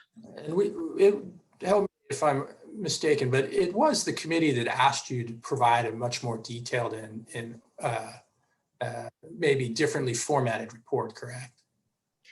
The report on the status of all the recommendations? Yes. Yes. Yes. Okay. Well, so I hope you recognize it as a good thing that we've seen your effort and said, whoa, that's an awful lot. So you accomplished what we had asked you to do. And we look forward to working with you to get something that's maybe streamlined and meets the same goals. So thank you for that. I think what the committee would do is receive and file your presentation and look forward to any subsequent presentations. We'll talk at the subcommittee meeting. Thank you. All right, with that, we will move on to item number 10, is the TransNet Local Street and Road Program presentation by Mr. Estrella and Ms. Alpert. So Alex. Good morning. So I'll be presenting item 10A, this year's TransNet Local Streets and Road Program status report. So my name is Alex Estrella, and the item before you is the 8th annual Transit Local Streets and Road Program submittals by all local agencies through submissions of the Cities and County Transportation Advisory Committee.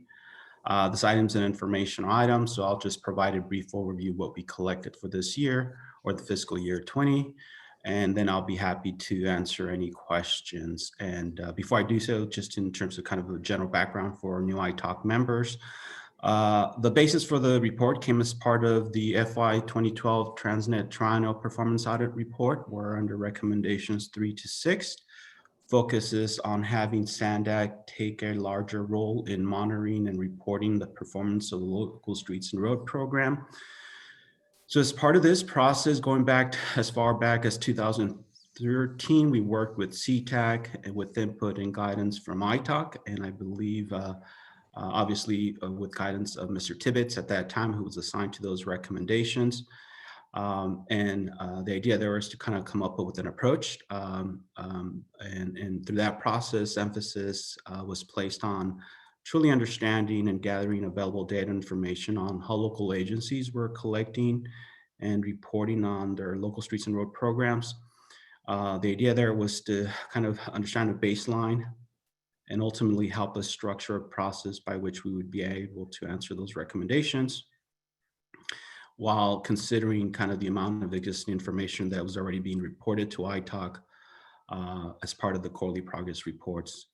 And this process included input and feedback from CTAC, but was led by a CTAC ad hoc working group. But also, again, like stated earlier, with the guidance of this committee via Mr. Jonathan Tibbetts at that time.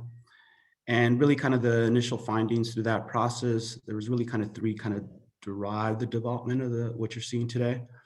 Excuse me. The first one was that, well, we found out that the type of data that's being collected by the local agencies varies significantly across the agency. So there wasn't a common approach across jurisdictions, and that became a challenge. Another key factor was that we want to make sure that we maintain flexibility for the local agencies while also providing and meeting the recommendations. And we recognize, again, because of that, there was no common approach. We want to make sure that at a minimum, we reflected some input from the local agencies, but in a narrative format.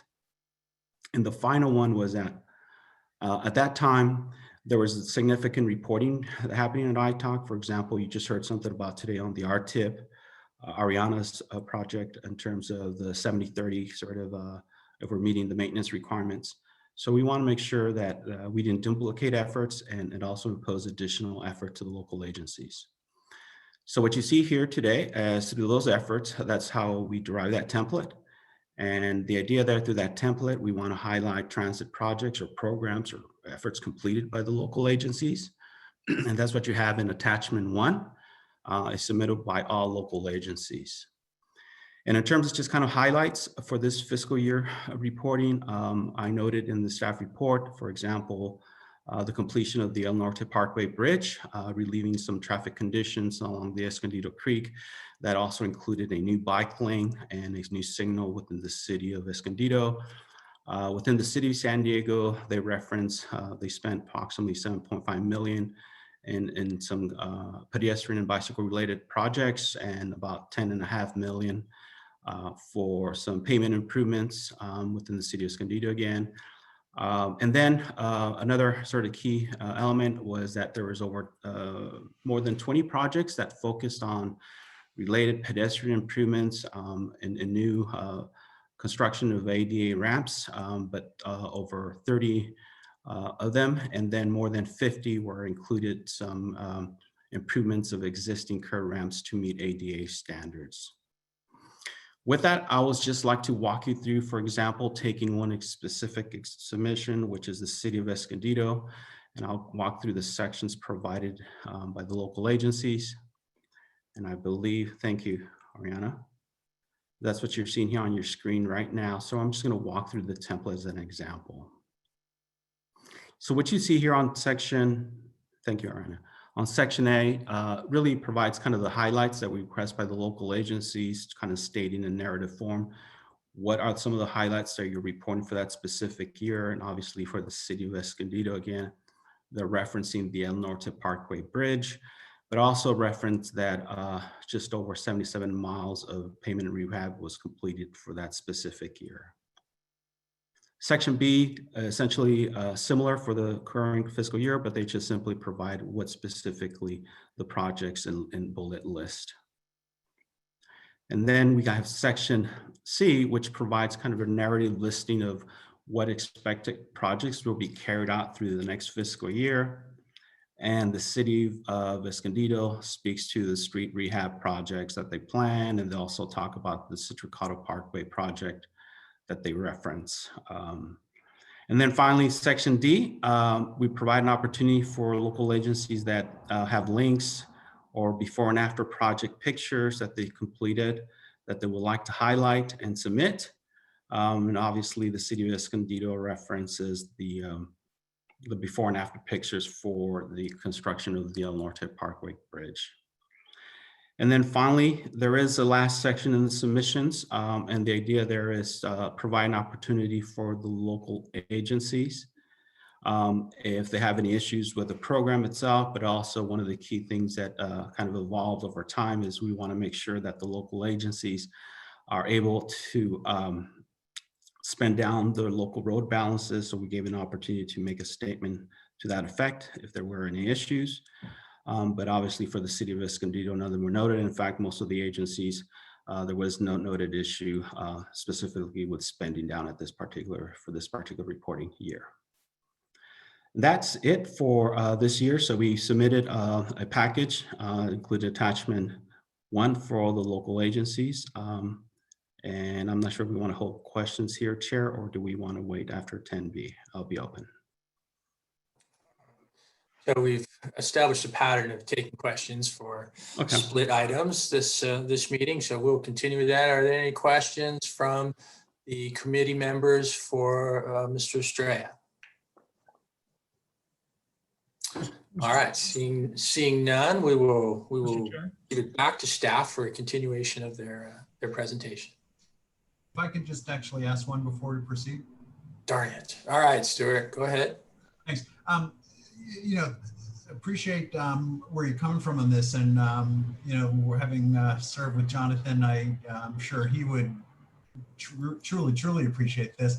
My one question I have is beyond providing the transparency, you know, to ITOC and perhaps the board, transportation committee, all that, which is great. Do you find that this is actually a tool that is helpful to you all at Sandag in terms of managing the project portfolio, you know, funds disbursement, what have you? That's the thing I'm most curious about is this actually a management tool, or would you characterize this really more as a transparency and communication tool? No, that's a great question. In fact, based on the previous item, I see this item as an evolving. If you recall, when we started this process, this was more of a reporting tool because we didn't have anything in place. So I see this as a revolving issue, which speaks to it could be for transparency or even management tool. I think there's some internal discussions within the TransNet framework, the benefits of this annual reporting, how to bring all these elements together for a management perspective, but it's definitely a transparency component right now because these are posted on the website. Because then I would sort of make the same point that we did as far as the prior report, which is, you know, look, it's great to have enhanced transparency, but the real question is whether there's, you know, sort of a return on investment, if you will, that's compelling in terms of the man hours it takes, not just of Sandag staff, but now we're talking about all the constituent agencies as well. And so I would just be mindful of that, that if there's not much management enhancement, just weigh that in how you think about carrying this forward. And Mr. Chair, could I respond to that? Mr. Nuncio, yes, please. Yes, Stuart, thank you for that question. And, you know, like Alex mentioned, you know, this is an evolving report. Definitely, you know, this really started as our initial response to a triennial performance recommendation. And I think over time, as, you know, the performance measurement framework evolves and the reporting of that evolves, this particular report may actually go away if it's just not meeting sort of the requirements, the interest of the ITOC and the public at large. So, obviously we'll continue to report it or report on the findings that we get every year. But if over time this just doesn't bring any more value, we don't have to do it. And obviously I think the local agencies would appreciate that. Mr. Chair, I have a comment too. Mr. Barnum. Yeah, Jose, thank you for that comment, and Alex, good presentation. I always thought that this is a good tool for the agencies to use to highlight sort of what they've done, and I thought that was a good thing, and I'm hoping that they continue to do this. Probably ask them if they don't think it's necessary. My question would be, do you all at Sandag use this if one of the cities comes back or an entity comes back and asks for a time extension on a project for this year, for instance, do you go back to sort of see their history of how they're working on projects and managing those projects to determine if you're going to accept a time extension or bring a time extension to us and the board? I think you're thinking more of our grant programs, which have a schedule component attached to those. The local streets and roads formula funds that go to the local agencies, those are subject to the schedules that they themselves place on themselves. So they don't necessarily have to report to us regarding their schedule or any extensions that they might need. But then what does Sandag staff use these then for besides, and they're great updates and the cities and entities are doing a good job. Do you use these at all to make any determination later on of how they're doing in other areas?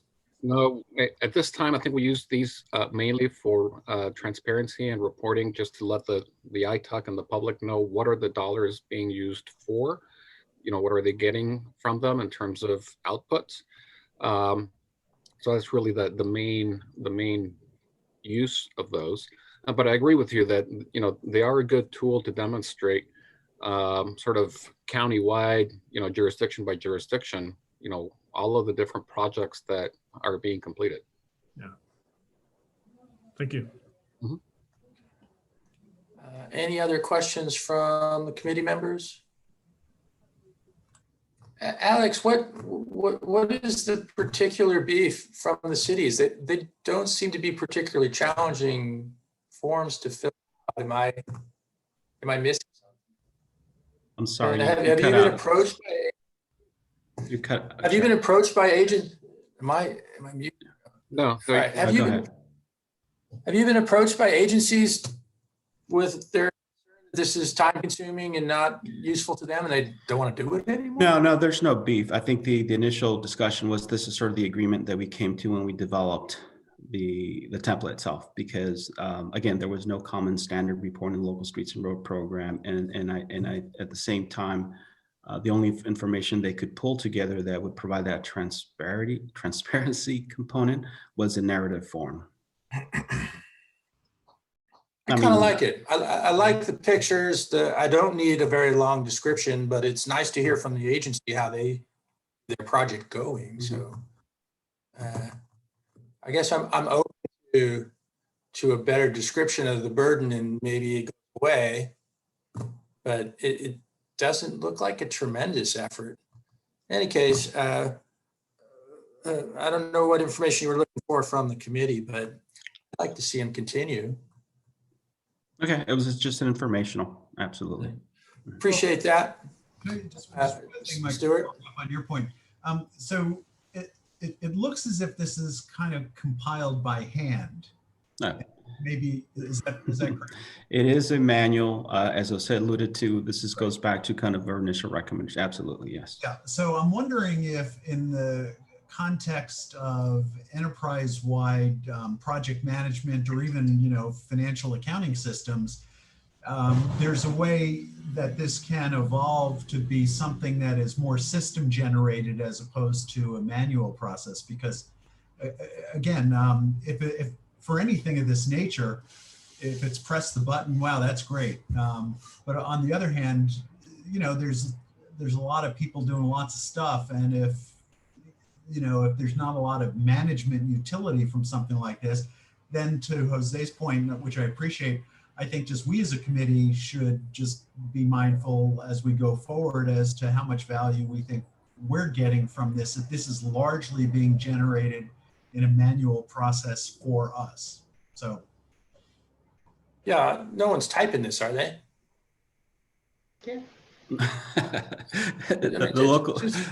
I would take it in a PowerPoint if that would make it much easier, just the same information in a format that would be much easier. No, the point's well taken. The only thing maybe just to step back a little bit is that the local agencies don't, for the exception, maybe the large ones do have a specific TransNet program website or page that the public could go in there. And that's really kind of the evolving sort of submission and process that we're undertaking, right? Originally, the templates were developed to address the initial recommendations with the idea that we have enough substantial information that we, SANDAG, through ITAC, would have that level of information that if somebody wanted to understand what's happening in the local agencies, then you have this detail. But moving forward, I recognize this, how do we combine or evolve to a more strategic and management process where we actually have this narrative, but maybe summarizing it, but also combining it with the other reporting elements that we have. I think that's the evolving discussion that we're having internally. Okay, well, I support you in that effort. Mike, Ms. House? It seems to me that— Vice Chair House? Thank you. It seems to me that the completion of this form is not so much filling it out, it's the fact that they have to gather the data to make sure they know what was transmitted or what projects was completed. So there is some effort, but that's part of getting the funding. I mean, this is all about transparency. These are public funds that these cities are getting, and it's part of the TransNet requirements for transparency and reporting. So this body is asking these jurisdictions to make sure that we understand how the money is being spent and where it's going.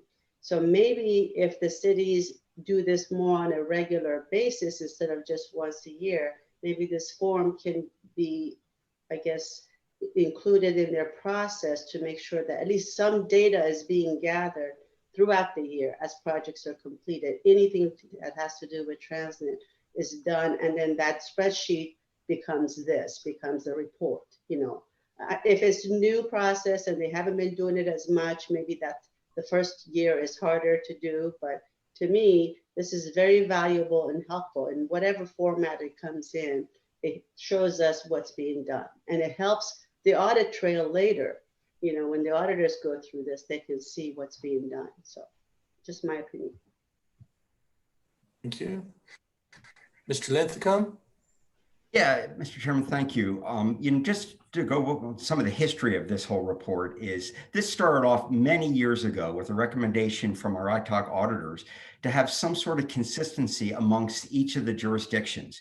That proved very, very difficult because some use their money for an overlay, some use their money for a signal upgrade, and so there wasn't any uniform outcome that could be quantified. And so that's how it evolved into this narrative part. And so I think it's great for transparency. The public, you all, our board, the public all knows how their money is being spent. It's a wonderful tool for that. But the thing I appreciate more than anything of this whole discussion and the previous discussion is your recognition of the cost of producing transparency, the cost of producing reports, because in the year 2020, it's so easy for somebody to say, hey, can you do this? Because we live in an information age and we can. No matter what it is, we can do it, but there's a cost to it. So I really, really appreciate this discussion you're having on trying to be reasonable with controlling costs. Thank you. Mr. Chair. Mr. Barnum. Yeah, again, Jim, thank you for those comments. And I think Sonny hit it on the nose. If you look at Escondido's presentation, you can tell that they're proud of their work. Mm-hmm. And they showed photos of some projects. I just think that that's good news. And I know there's some work involved, but they're showing the taxpayer what they're doing with their dollars. I think that's a big deal. And I think this program's doing very well with that. In fact, that's exactly how Alex and staff convinced the city public works directors and the city engineers to do that. It's your chance to brag about all the cool stuff you're doing with the tax dollars and how you're stretching it. Some of the pushback that we got was they had trouble segregating out the TransNet dollar because like all the funding people at all the agencies, they're always trying to move money around to try to maximize the return and match funds for this and that and the other thing. And that's always moving around. And so sometimes they have a hard time tracking, okay, TransNet money went into project X because it got switched at the last minute. Because one of the things that they really did not want is to lose the flexibility, because the more flexibility you have, the easier it is to patch together a bunch of different funding sources to fund a project. Okay. Any other questions from the committee for staff? Yeah, actually, All right, just a quick one with for Jim. Sure. You know, on this question of labor intensity versus, you know, press the button to generate these kind of reports, is there in fact an enterprise-wide master project management system and database that in theory would track a lot of this stuff, or is it very decentralized and not as one might imagine, where there's like just sort of a massive database of every project going on in the county? Something like this, and Jose and Alex, correct me if I'm wrong, but something like this, there is not a press the easy button to have all this data appear. That would have to be developed. I know we have a dashboard, TransNet dashboard, Jose, right, but it's not part of it. Yeah, I was just going to add, I mean, we have a dashboard, but that covers the SANDAG projects, the major corridor projects. It also includes, you know, like the environmental mitigation program and so forth, but it doesn't include the local projects. And so we just don't have a system that tracks, you know, all of the you know, press the button sort of information, you know, that you would like to see. But we do have it for the major corridors program.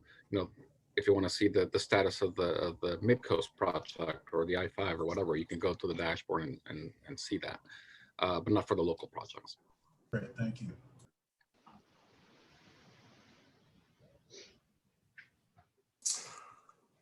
All right, Alex, on to part B. Thank you, Chair. I'll be presenting this item. Mr. Radcliffe. Thank you. In the 2015 TransNet performance audit, a recommendation was made to expand on the data which Alex just provided.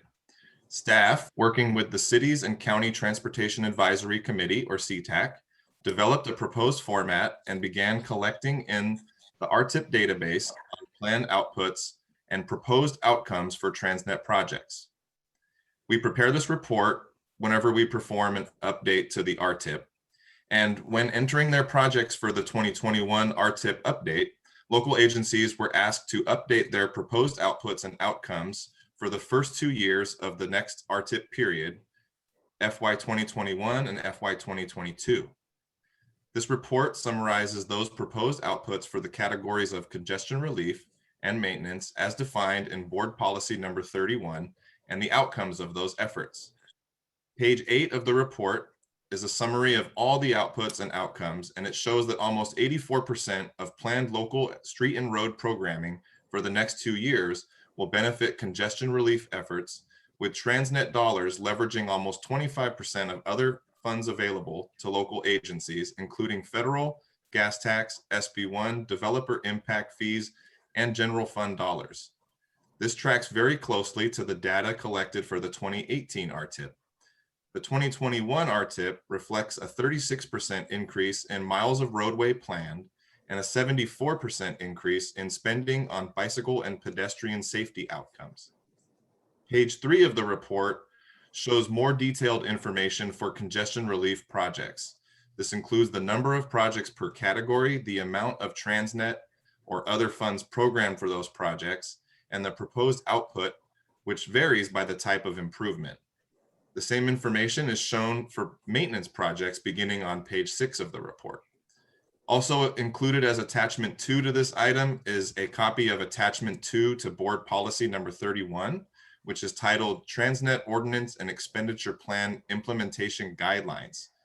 This was included to help clarify how projects are classified as either congestion relief or maintenance. That concludes my report. Happy to take any questions. All right. Well, thank you very much, Mr. Radcliffe. Do we have any questions or I believe we need to check for public speaking. Do we have any members of the public who'd like to speak on item number 7? No, Chair, I don't see any hands raised. Thank you very much. Take it back to committee. Do we have any questions for Mr. Radcliffe from the committee members?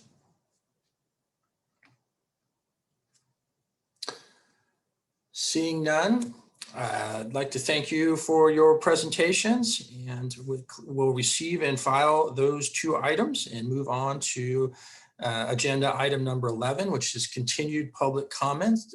Francesca, do we have any members from the public who would like to speak on issues that are not on the agenda continued from item number 2, I believe?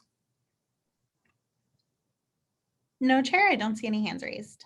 All right, thank you very much. Item number 12 is upcoming meetings. Mr. Needham, our upcoming meeting is? Chair Kenny, that would be Wednesday, January 13th, 2021. And that will be at your usual time, 9:30 a.m. Perfect. All right, any final comments from the committee members for the general good? Any interests in making final comments? No, I don't see any. Well, I'd like to wish everybody happy holidays, and we will see you in January. And with that, we will adjourn. All right, thank you, and happy holidays to everyone. Happy holidays, Merry Christmas. Thank you. Happy holidays. Holidays.